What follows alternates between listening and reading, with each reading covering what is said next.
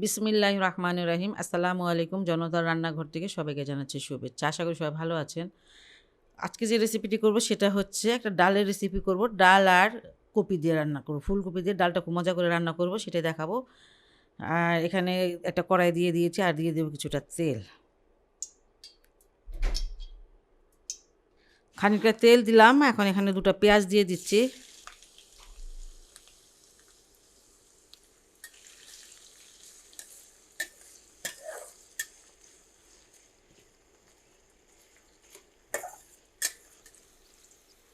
পেঁয়াজটাকে আর ভাজবো না, এখানে আমি রসুন দিয়ে দিচ্ছি। কয়েক কোয়া রসুন নিয়েছি, 3 কোয়ার মতন বড় রসুনটা নিলাম, সেটা ভাজতেছি।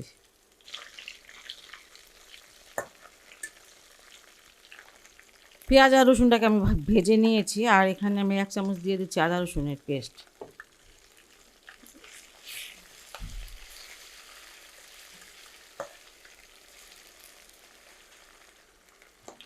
এখানে হলুদের গুঁড়া 1 চামচ দিলাম,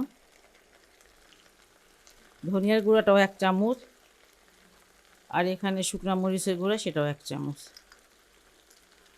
একটু পানি দিয়ে দেই যাতে পুড়ে না যায়।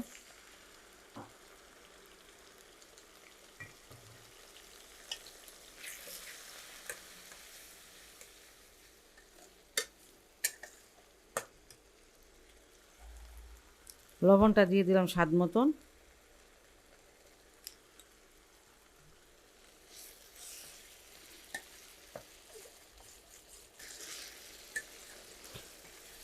মশলাটাকে আমি ভালো করে কষিয়ে নিয়েছি। আর এখানে আমি 200 গ্রাম ডাল নিয়ে নিয়েছি, মুসুরির ডাল, সেটা দিয়ে দিচ্ছি।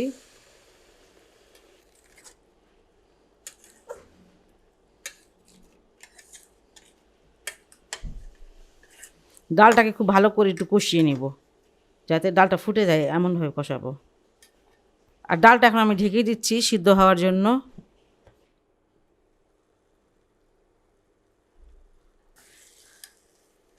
ডালটাকে আমি খুব ভালো করে কষিয়ে নিয়েছি, আর ডালটা গলে গেছে। এই কারণে ডালটা আমি রান্না করার 1 ঘন্টা আগে এটা ভিজিয়ে রেখেছিলাম।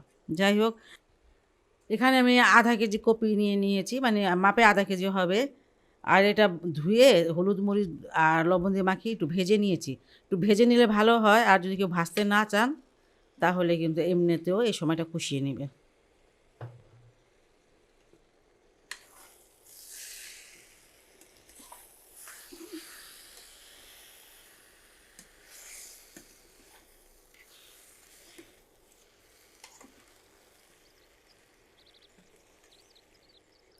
ডালটা তো কষানো আছে, আর কপিটা মানে ভাজা আছে, এই জন্য খুব একটা মানে কষানো লাগবে না।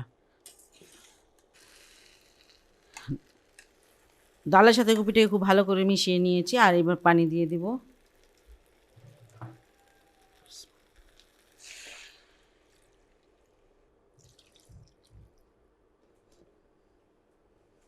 এখানে আমি পানি দিয়ে দিলাম, আধা কেজির মতন হবে পানিটা।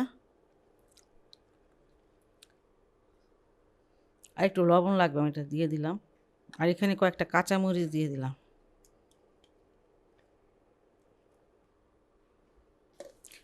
এটাকে আমি আবারও ঢেকে দিলাম।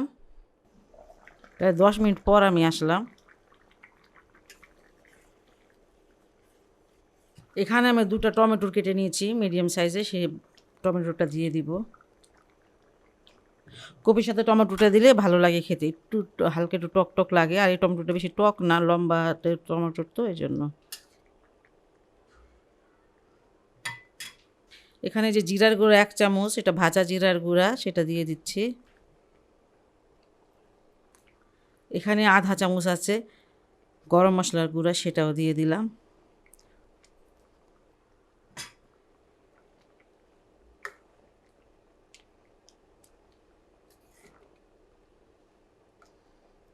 একটু নেড়ে মিশিয়ে দিচ্ছি, ঠিক আছে।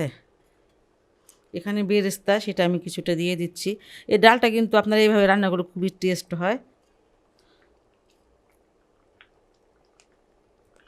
আর এখানে 1 মুঠো ধনিয়া পাতা আছে, একটা ধনিয়া পাতার সিজন, দিয়ে দিলাম ধনিয়া পাতাটাও।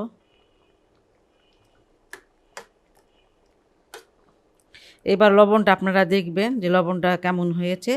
লবণটা যদি ঠিক হয়ে যায় তাহলে আপনারা এটা ঢেকে রাখবেন, আর না একটু কম হলে পরে একটু দিয়ে নেবেন।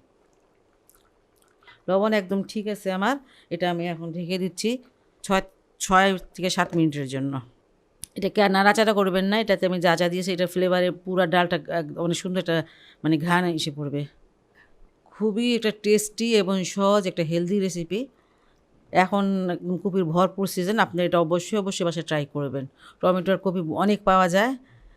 আর যদি আমার এই রেসিপিটা আপনাদের ভালো লাগে তাহলে অবশ্যই আমার চ্যানেলকে লাইক কমেন্ট সাবস্ক্রাইব করবেন। সবাই ভালো থাকুন, সুস্থ থাকুন, নিরাপদে থাকুন, সবসময় দোয়া করি। আল্লাহ হাফেজ।